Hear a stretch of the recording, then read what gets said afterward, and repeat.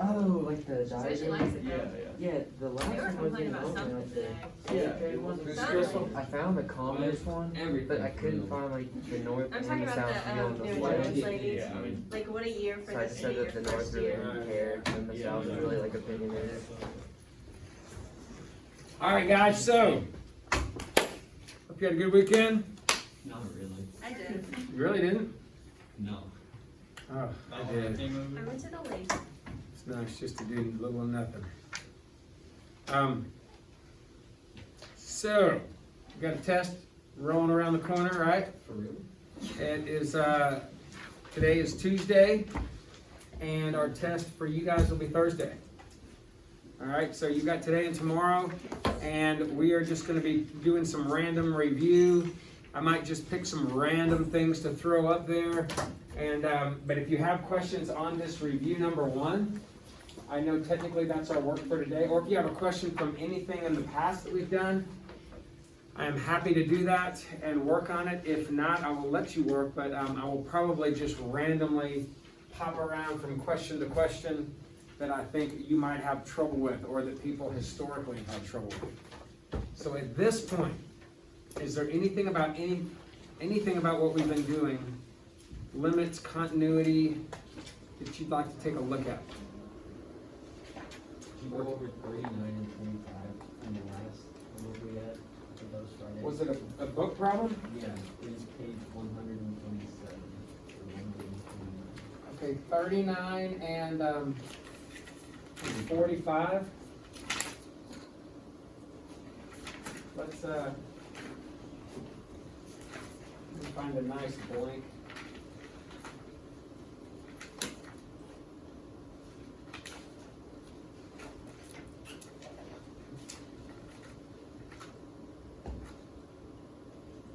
Can you tell me what they are? I don't have my book. I didn't write down the question. Hold on. Oh, wait.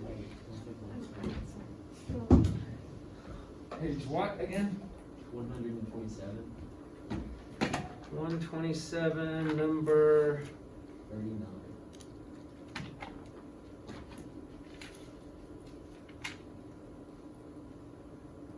show that f is continuous. That one? I think so. All right, says if you have a piecewise function and that function is x squared when x is less than 1 and root x when x is greater than or equal to 1. And the question is, show that it's continuous. Well, I guess there's a number of different ways you could show that, but I would say that a x squared graph is a polynomial, and they're always continuous. So x squared is continuous on any interval, and then root x is continuous anywhere from 0 to infinity, just because of the way the graph looks. So really the only point in question here is what happens at 1, right? So how do you check continuity?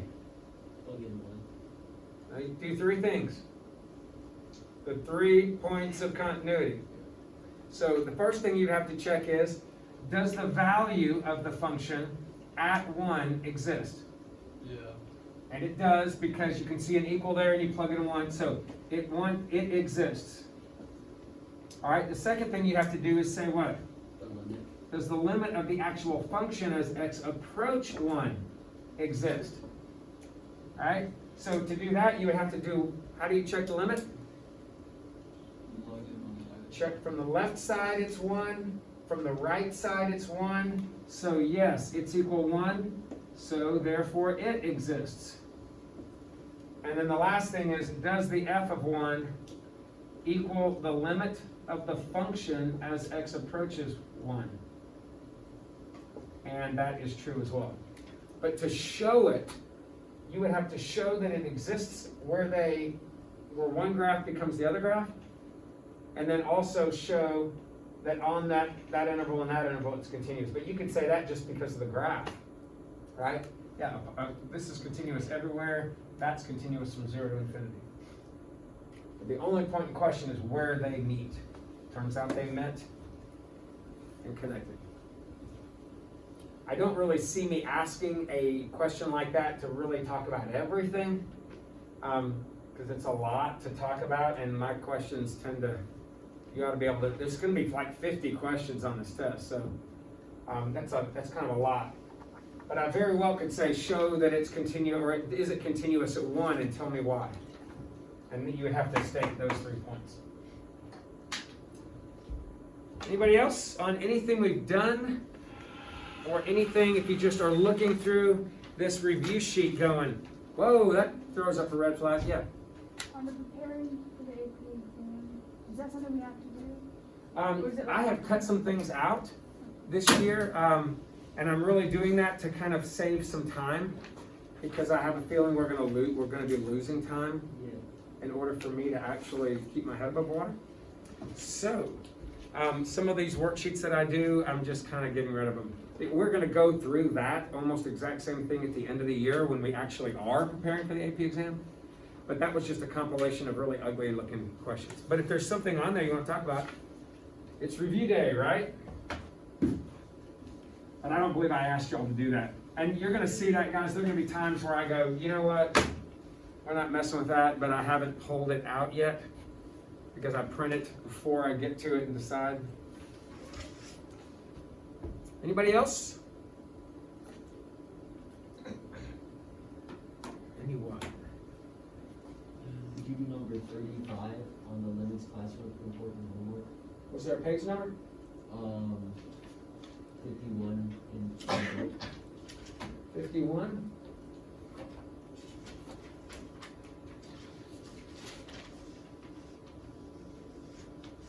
And you said, I'm sorry, which number? 35 in the back.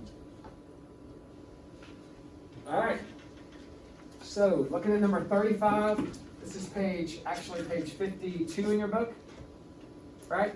So the limits, the limit of the limit of the natural log of the sine of this. So I'm thinking about the sine of this. So what happens to the sine curve as I get closer and closer to 0 from the right-hand side? It actually ends up being the same from the left-hand side. But what would happen is I'll plug a 0 in there. What does the sine of 0 get closer and closer to? 0. Gets closer and closer to 0. And you would know that from the graph of the sine curve because it's approaching the origin, or you'd know that because sine of 0 is 0 on the unit circle. Okay, so that means that this value is approaching 0. Well, what happens as the natural log approaches that 0? Also, and again, I'm coming in from the right-hand side. So as I approach positive values, think again, this is kind of your thinking. Here's your sine curve. So as I'm coming into 0 from the right, I'm getting closer and closer to 0, but positives, right? Like positive 0.5, 0.4, 0.3, 0.2, 0.1, 0.01. So what happens is now I'm looking at the natural log graph. Well, here's the natural log graph. What happens is I get closer and closer to that 0, 0.5, 0.4, 0.3, 0.2, 0.1. What is the value of the log? What's it doing as it gets closer and closer to 0 here? It's going down to negative infinity. So you're taking the log of both of them? You're taking the log of whatever this value is doing.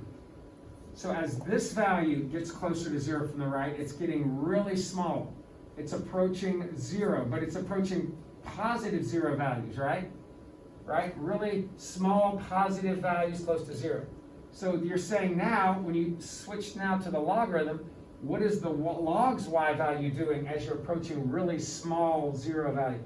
It's diving downward. So what does that mean? Negative infinity. Now, tell me what it would mean if I said 1 from the left. Now, I'm approaching this side of the sine curve, right? So I'm still approaching 0, but I'm approaching really small negative values of 0. So what happens is I come in from the left, really small negative values into the log curve. Well, there's nothing there.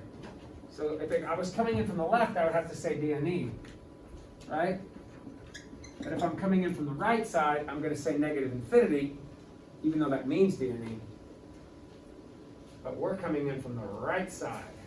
And from the right side, that's positive values really close to 0? So what happens to positive x values really close to 0? Positive x values really close to 0 give me really huge negative y values. So this one, the way it was written, would have had to have been negative infinity. Ask me what you think. Does it make sense? Just process it one step at a time. Does it make sense about the sine curve? Remember, sine's a limit. So as I approach positive values of 0, how would you describe the sine's y values? But they're positive, right? So then shift gears. Then, what does that mean when I have really small positive values that are approaching 0? So really small positive x values, what does that mean? Really small positive x's would go with what on the log curve? Really very negative y's. So it's kind of a two-step thought process.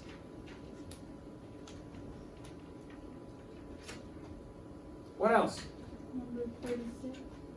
Okay, number 36. This says plug in a 0 and I get negative 2 over 0. Kind of bothers me. So here's what I think. And also, you know what else bothers me? The negative exponent. A lot of people don't like that negative exponent. And if you don't like that negative exponent, that's fine. In this case, it actually works out kind of nicely. A lot of people like to get rid of the negative exponent by moving it to the denominator, making it positive. But because I'm going to be plugging in 0 from the left, those are negative values. So the two negatives would cancel. So if you think a little ahead, you might be okay. But very clearly, if I plug a 0 in there, what does that even mean? E to the undefined? I don't know. But here's the thing. I really am not plugging 0 in. I'd love to plug in 0 and get an answer, or a 0 over 0, or a number over 0, because that means something to me. But an E to the something over 0, okay, that doesn't make a lot of sense. So here's what I'm going to shift gears. What does 0 to the left mean? Super small negative. Now think, if I had a negative 2, and I put a negative super small number in there, what do I end up getting? Does that make sense that I end up getting a huge number? So if I plug in, and again, I would love to do this and this means something to me, but that doesn't mean, I don't know what E to a number over 0 means. I just know what a number over 0 means. So right now I'm like, ugh, I don't know what that means. So what I'm thinking is, well, let me think more closely. From the left side would be a super small negative. That negative and this negative would then cancel, and this ends up being pretty huge. So what do I have left? Basically, I have a 12 e to the infinity. And what does the e function do as you head to infinity?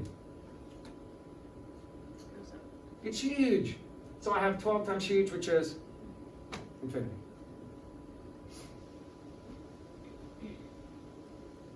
Now let me contrast that with, what about e to the positive side? Well, I still plug a 0 in there and I'm confused. So I think, all right, what would a positive have meant? Well, that would have meant negative 2 over a really tiny positive number would be a huge, what? Negative number. But look how that changes everything here. What would 12 e to the negative infinity do? Well, what does the e function do as you head to the left, my friends? Somebody. You're hanging with me. What does e to the do as I head to the left? It doesn't go to infinity, it does what? It goes to 0. So this would approach 0 times 12, or 0 if I was going to the positive side of that. Is that making any sense? You've got to be able to think that way and kind of process through these. Because there are tons of problems on your test that won't fit in a nice, neat box. Like, oh, follow the rules, follow the rules. I got an answer, great. I got 0 over 0, there's a hole. You're going to get plenty that don't really follow that, and you've got to be able to think your way through them.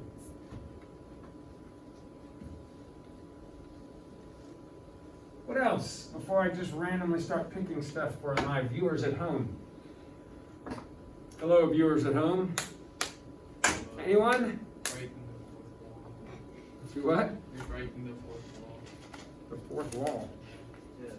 You know, like, Jared Bueller, how he, like, talks to the audience. It's like when they're Oh, the camera. I haven't heard that expression. It's like there's 3 walls, like a studio. Gotcha. Learn something new every day. All right, well, let's just take a look at this sheet. Can you do number 5? Sure. The limit of t plus, I'm on a different sheet, but what page is this? 50? 7. Number 5. Okay, yeah, 5 and 6, and 4 for that matter. These are problems that don't really fit in a nice, neat box, 0 over 0, where you factor it, but they were examples that I gave you. And on number 5, I said, if you plug a number in, and you get 0 over 0, and you have a fraction, then you have two options. L'Hopital's rule, which most of you don't know because you didn't learn derivatives yet, or you have the option of, okay, take every fraction and look at the denominator, find that denominator, and multiply the top and the bottom by it. So what would be the common denominator of these three fractions? Just x plus 2. So I'm going to multiply the top and the bottom by an x plus 2. And normally it's more than just one fraction. And I'm going to distribute that in, and I end up getting the limit as x goes to 0 of, here the x plus 2 just cancels and leaves me a 2. Here there's nothing that cancels, but it's negated. So I get a negative x minus 2. And on the bottom, I am not going to multiply it. And why am I not going to multiply it? Because I'm expecting what to happen on this process. Something on the top to cancel with something on the bottom. And sure enough, you can see that these 2's cancel, right? And now all I have left is this. And sure enough, I can see that the x's cancel. And I would be less likely to see that if I distribute the bottom out. Probably would still have seen it in this case. But I'm going to now cancel the x's, which leave me that negative 1. And now I have the limit as x goes to 0 of a negative 1 over an x plus 2. And I've essentially canceled out the whole. On ours, there's a negative on like the fraction 2 over x plus 2. There's a negative there? Yeah. Really? Yeah. No.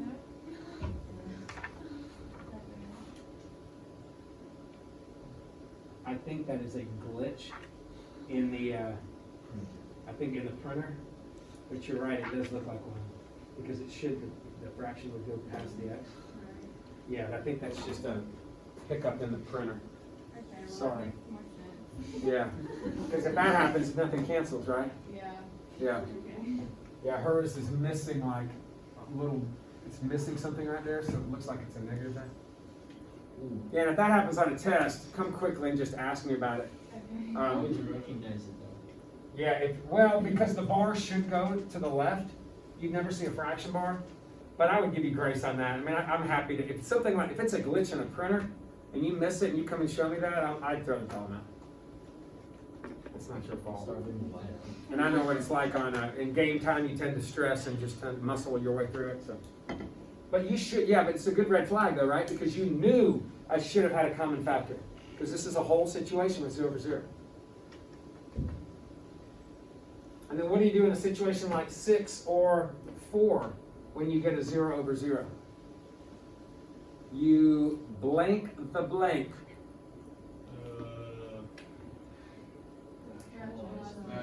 Rationalize the, well, you rationalize, yeah, the numerator and the denominator technically, but yeah, we would go 3 plus the h plus 9 under the radical of 3 plus square root of h plus 9. And again, when I FOIL out the top, I am not going to distribute that h in the bottom because what am I expecting? That when I distribute that negative in the numerator, and the 9's cancel, that something else, one of those, that h up there or something, whatever, is going to cancel. And that's essentially what you're doing. You're creating the whole. You're creating it so I can cancel it out. And I told you I would not give you probably more than one of each of these. At most 4 points, might even not be 4, might be 2. So if you have 50 questions, I might even make it a part A, part B, just because you're going to learn another process called L'Hopital's rule. which in my experience, most people end up using by the end of the year, just because it's, although I gotta tell you, this is not bad. But it's just one less thing when you have 5 million things to memorize, one less thing to wrap your brain around. Anybody else just scanning ahead, looking? And by the way, if you have questions on tonight's or tomorrow's work, if you want me to talk about them in class tomorrow, because tomorrow will be somewhat similar, we'll just be working on another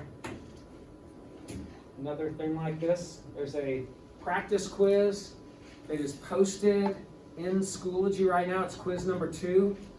And I hope y'all did all right on quiz number 1 and learned what you did or didn't know. But on quiz number 2, it's much more, it pushes y'all's buttons a little more.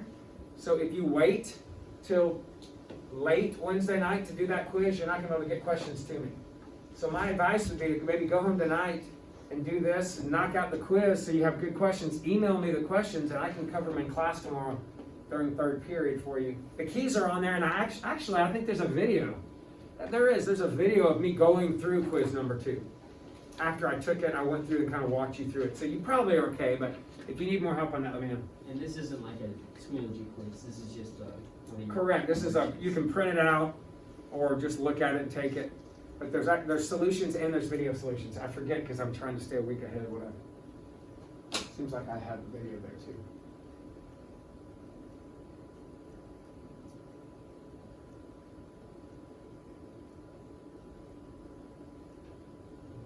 What else?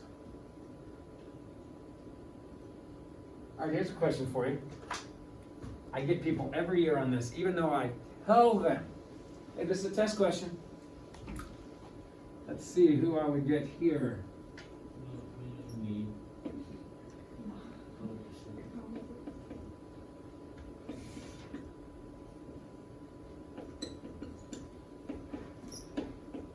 Now, I might get you now, but if I get you on the test, All right, tell me, what does the graph of the function look like based on what you know about this limit? What would the graph of the function look like as you approach 5? Is a vertical asymptote? So there's a hole. Oh, it is. Hot factors. There's a hole. I don't, Yeah, that's. There's a hole. Now, if I plug a 5 in, what do I get? And I'm going to show you a curveball in a second. If I plug a 5 in, I get 25 minus 20 minus 5, right? So 0 over 0. And the temptation is to just say hole. And sure enough, if I factor it up and cancel, there is a hole. Now, here's where I get people right here. I changed it to squared on the bottom. No. And I get people every year on this. What does the graph look like? If people plug the 5 in, they get 0 over 0, and they go, oh, it looks like a hole. And they're all giddy. But the reality of it is, if I factor and cancel, I mean, first I do get 0 over 0. But if I factor and cancel and redo the limit, then what do I get? 6 over, wait, 0. And this is like a trump card in spades. It's going to trump that and go, well, I thought there was a hole, but now, because I'm really graphing this, which gives me 6 over 0, there's really a VA. No happiness with the hole. This is actually a vertical asymptote at x equals 5. You call it initially, yes. Well, no, the initial one didn't have the square root. I'm just lucky. Sometimes it's better to be lucky than good, right? Always. If they freak out and stuff, doing it. Yes. So will there be one test like that? Like, what does this look like at the, There may be one like this. I generally don't say a bunch of limits and have go, oh yeah, well there's a hole at the point above. I don't do a lot of that. But it's good to know, because a lot of times AP questions will have a picture and say, hey, which limit describes this situation? Maybe not a lot of times, but occasionally. Are y'all tracking with me there?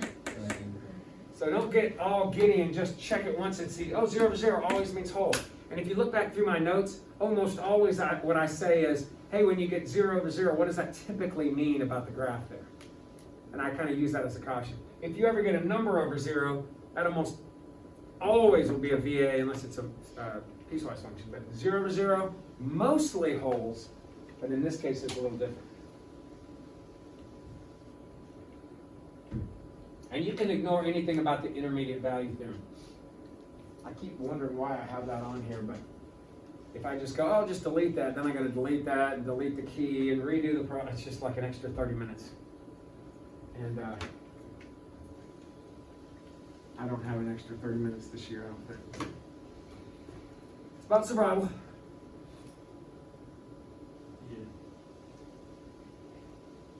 Yeah, so this 31 right here is probably the first time I didn't say typically. But typically, when you get 0 over 0, there's a hole.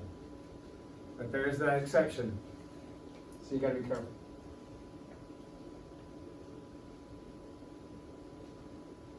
I like number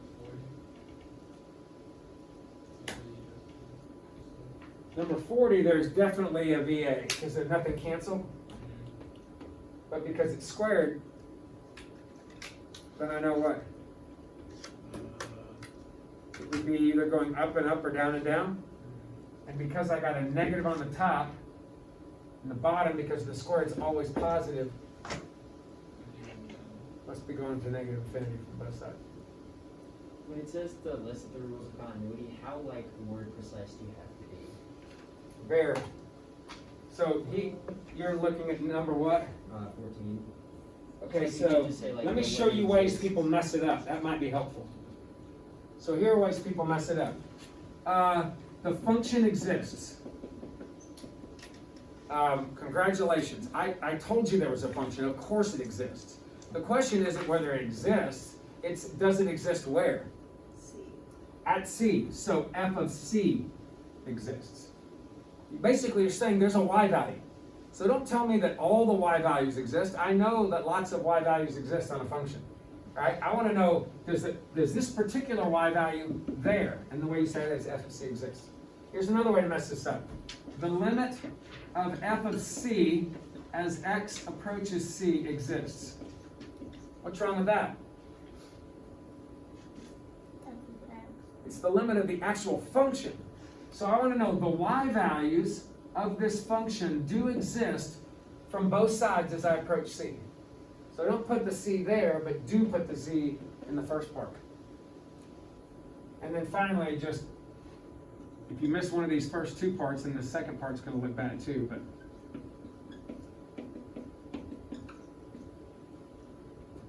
and by the way, if it says an x value of c, use c and not a or something else. I don't see me counting out for that, but I could totally see AP nicking you for a half a point or a point on something like that.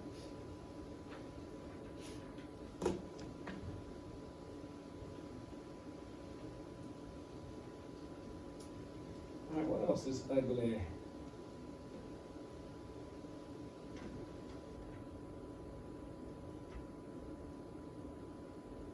All right, let me show you some very common mistakes.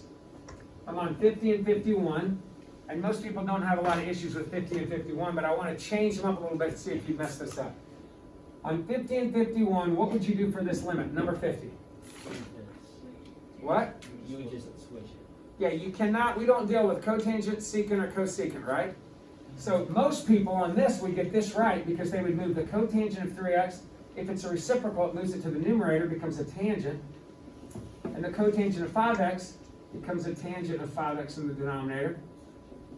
And then when they plug the 0 in, 0 times 3 and 0 times 5 is 0, tangent is 0. And what does 0 over 0 mean? It means there's a hole. And how do you deal with that if you have a trig of something x over a trig of something x? You use your trig. And you get 3/5. So it's not 0 over 0, that's an indicator of a rule that we're going to use. Now here's where people go wrong. What if I put a 4 right here on top, and I put a 7 right there on the bottom? What do I do now? Do I move the whole 4 cotangent 5x and make it a 4 tangent of 5x? No. No, because there's nothing wrong with the 4 on the outside. Don't bring that 4 and that 7 down.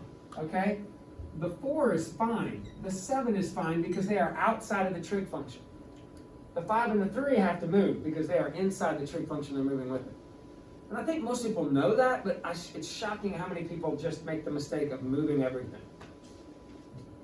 So if you had to solve that with the 4 and the 7, would it just be 3 times 4? Yeah, because you have a rule, a limit rule that says if it's a little confusing and you're multiplying, you can break it up into 2. So the limit of the constant 4/7 is just 4/7. The limit of the tan over tan is 3/5, and then when you multiply it together, you get 12 over 35. So yes, to answer your question, but that would be why. So you would just, if it's times, you just hold on to it, multiply it again. And then here's another thing people miss constantly. 51. They're like, oh, I don't deal with secant. So they move that secant up, make it a cosine, that secant down, make it a cosine, and then without even plugging junk in, they just go 3/2. But what happens if I plug a 0 in? I get cosine of 0 is 1, cosine of 0 is 1, and I get 1 on this. And while we're at it, what would happen if there was a 7 out front and a 5 out front? It would just be 7. The 7 and the 5 don't move, and they would just get multiplied by 1, and you would end up with 7/5. But don't try to shortcut your steps and your rules, guys. The people that don't do well on these are people that are kind of like, they either don't know their rules, so they're kind of confused, and they're just grabbing A's and B's and doing junk. And you remember your little A over B rule? That only works if you have a trig x over something x, a trig x over a trig x, or a x over something x over a trig x. But if you start having squareds in there, other things like, what's like an example? Like number 46, although on number 46, how about 42? People like number 42, it's very easy to plug a 0 in there and get 0 over 0 and go, oh, 6/3 equals 2. No, that is not one of your rules. You don't have a trig of something x over something x. You have a trig squared of something x. So what do you do if you don't have L'Hopital's rule? You split up that. What does sine squared of 6x mean? Sine squared of 6x times sine squared of 6x. Well, without the square. Sine of 6x times sine of 6x, right? And then the 3x, you only have one of them. So you put that under 1, and I guess you just put a 1 on the other side. And if it was 3x squared, that doesn't mean you have 2 3's, it just means you have 2 x's. So 3xx. You gotta be careful about stuff, and you have seen all of this if you've done all your work and checked it and corrected. So in this case, what do I end up with when I redo the limit?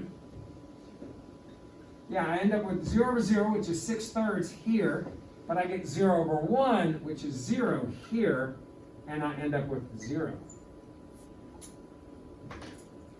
But look what happens if the bottom's squared. Just the x part is squared. Now I have 3x and x, because I have to split it up also, because I don't have a rule for x squareds. And that would give me 0 over 0, which is 6/3, is 2. But this would give me 0 over 0, which is 6 over 1, which is 6. Totally different result. You really have to be careful about all this junk. But again, all these have been done and done and done on the practice problems.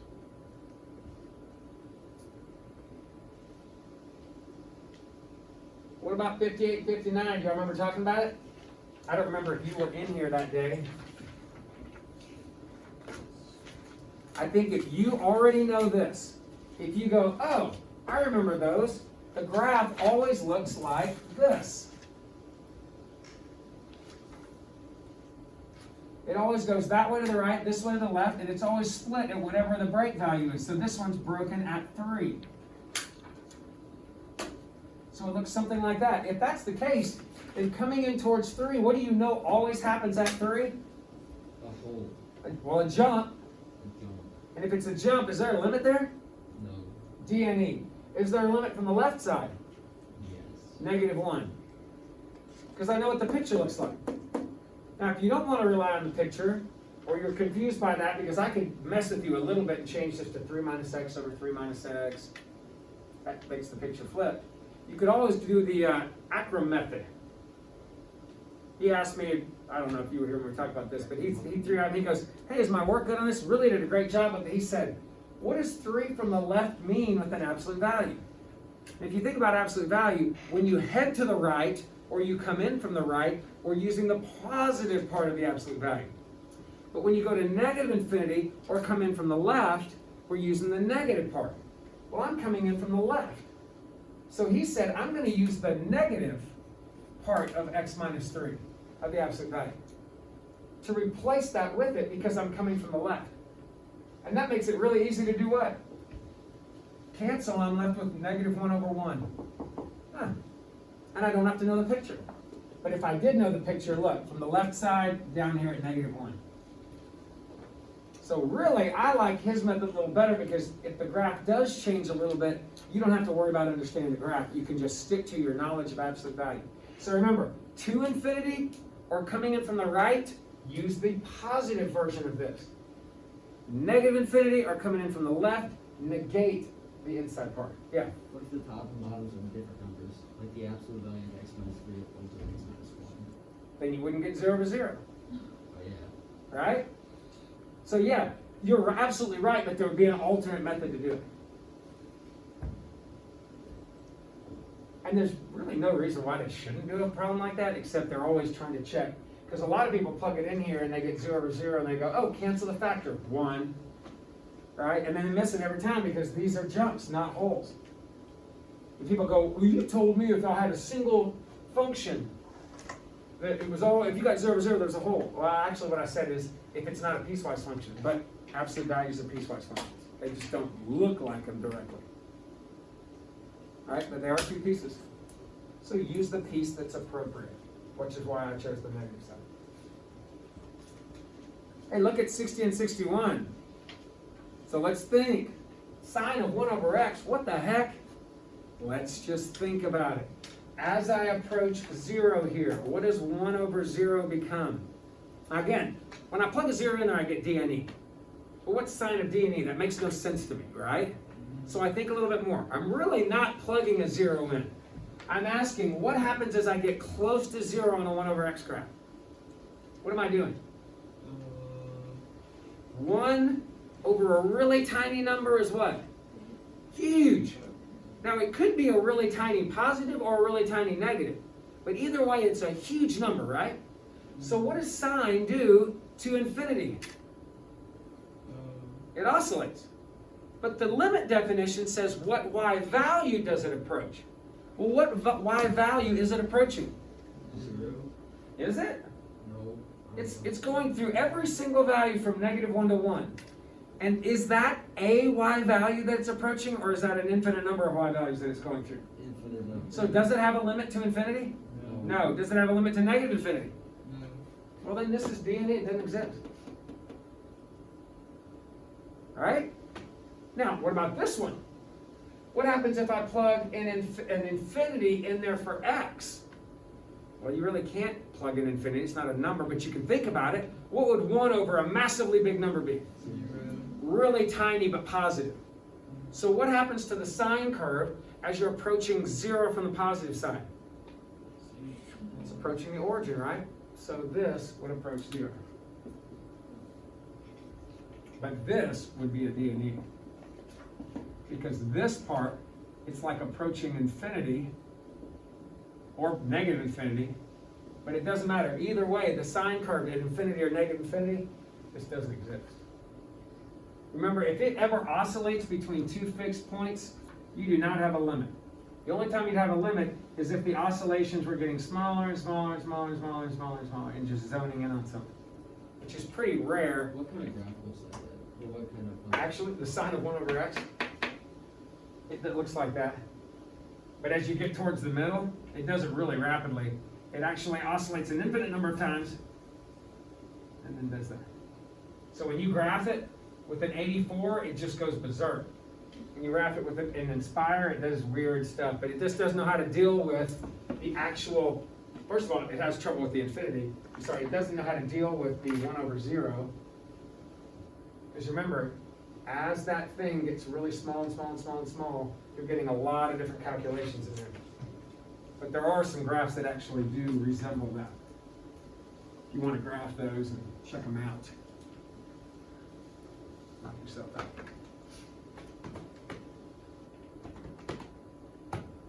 For 62, how would we tell if it changed from the left to the right? Well, what do you know about a graph like this if I'm getting 0 over 0? There's a hole. So at a hole, is the limit any different? Well, that's not piecewise function. Yeah, if it was different, then it would be some kind of piecewise function, but it wouldn't be a hole, would it? It'd be a jump. And this right here is not a piecewise function. So if there's a hole, and you know there's a hole, then the limit from the left or the right shouldn't be any different. The same with 62. Now 63 is different because when I plug a 6 in, what happens? It's not a. So it looks like it's the same kind of problem, but instead of getting 0 over 0, I end up getting root 2 minus 1 over 0. Well, what's root 2 minus 1? I don't know, root 2, no, well, yeah. But root 2 is like, what, 1.4? So 1.4 minus 1, I'm getting like a 0.4 over 0, that's a DNE. This has a vertical asymptote. So a vertical asymptote, would that be different from the left and the right of 6? Oh yeah, because it's not squared on the bottom. It's a vertical asymptote, it's not squared on the bottom, it's going in different directions, right?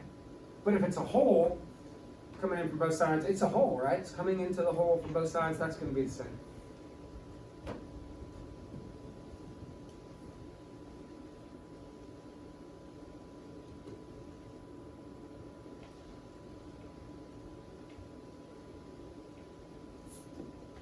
$65, what does it mean to have a removable discontinuity?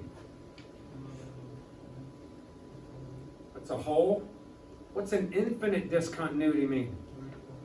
Is there some vertical asymptote there? Is that removable? Not real, they call it removable. It's a weird name, I don't know why they don't call it a hole discontinuity. But, Remove a vertical asymptote? well, the idea is if you remove the vertical asymptote, the graph would still be somewhere else. But this is my take on it anyway. I haven't really looked it up. To remove a hole, all you have to do is color it in, and then the discontinuity's gone. You'd have to do a whole lot more in a vertical asymptote, right? You'd have to bend the graph to touch and do all kinds of manipulations. But a hole, or literally, you know how on an x minus 2 over x minus 2 is what creates a hole a lot of times? Yeah. If you took that out, you're removing the hole, you're removing the discontinuity. So But on a VA, how do you do that? is a hole the only removable discontinuity? Yes, holes would be it. So you're basically looking for holes here. And it's possible to have a hole on something like a piecewise function, even though there's nothing canceled, but they would have to, like, you know, like this line and this parabola would have to join together, but not be equal, right? That would technically be a removable discontinuity because it's a hole. But if you had a piecewise function that jumped like this, no. Only holes. This would be a jump discontinuity, that's a removable discontinuity. This is a infinite discontinuity. But like that has a common x minus 4. So there would be a removable discontinuity, and there'd also be an x plus 4 in the denominator, so also an infinite discontinuity on that one. Same, nope, not here. That's not, because that's a factor. It's just x minus 16. So this would be an x minus 5 and an x plus 1. Nothing cancels, so you'd have a infinite discontinuity, but because this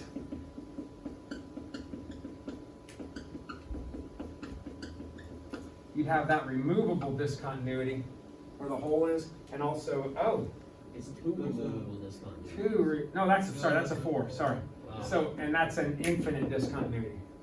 Keep in mind, 4 factories goes. That would just be a infinite discontinuity. You tracking with me? We'll see what you can do, and I would challenge you.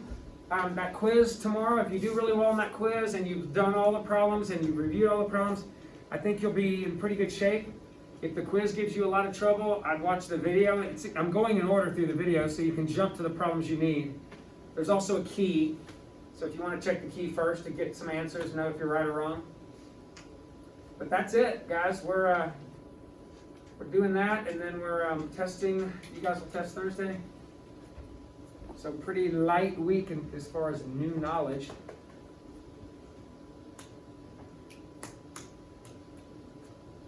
Any other questions? Not yet. Not yet. All right, my virtual friends, I will sign off.